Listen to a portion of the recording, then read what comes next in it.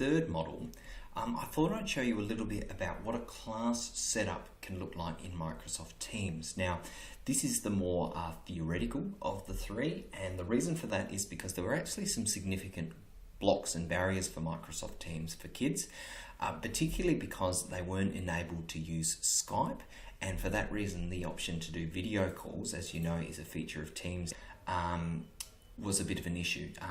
We've hopefully resolved this, but for that reason I can't show you quite as well how the students are interacting with it. So what we're really thinking about is kind of what the potential benefit of this might be. So in this case, what I've done is, you can see up the top here, so I've got my conversation. So a main difference that this has over the SharePoint system that I had is that it's got this central conversation factor, and I like the fact that students can comment on things by using emojis and using videos and clips and everything along that line. So it's much more intuitive, much easier to set up and much easier to use. What I've done is I've actually linked through this, so I've got my files section. I've experimented here so I can actually link a SharePoint through this. Okay, so in this case you can see that the same SharePoint that I showed you before with the news and everything like that can actually be set up so that they can view it through Teams. So what this really starts to do is to bring together the strengths of some of the previous models. I also like the fact, so while they were looking at this, so for example they could look at something here like the semester 2 update, and they might say, oh, that's interesting, so they'll come over here and click on this tab, and then they can actually type something, so they can say, that's interesting, or I thought I'd done that, or anything like that line. So it's this fact I could get them actually looking at documents together while sharing some chat about it, and I think that's a really good tool. Another thing I've done, which again links to so this is that same Year 9 class, so another thing I can do through this, through Teams, is I can link in their folders and their files from before.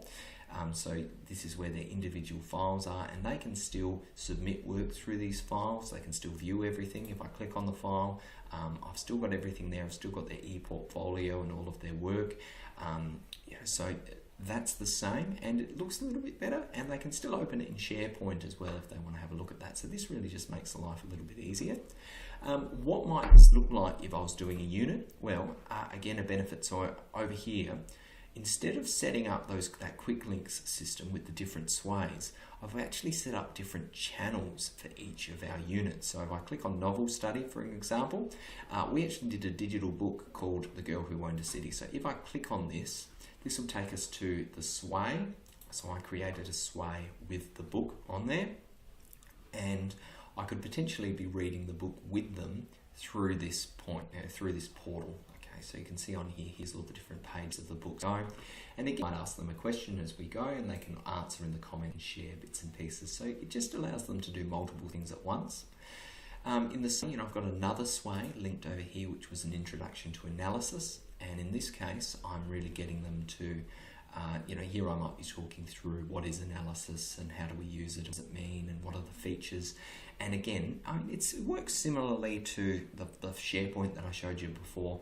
The main benefit in this case is that everything is in one place, so they can kind of do multiple things at the same time while still engaging with the content of the course. Now, for some teachers you might think that's going to be a disaster because they could be chatting with each other or posting videos or anything, but there's also an opportunity here. Okay, so hopefully in looking at this particular setup, and I guess you could imagine I might have all my classes here, so from a central point as the teacher, I can monitor all my classes without having to go to different websites. There might be an appeal in this as well. Okay, so hopefully taking this into account with the two previous models, you've seen something that you're interested in, or something that you think might be a strength or something valuable or marketable. And from here you can then come to the discussion saying, actually I'd like to learn more about, or I actually think this idea was really valuable. Okay, so hopefully that's given you some insight.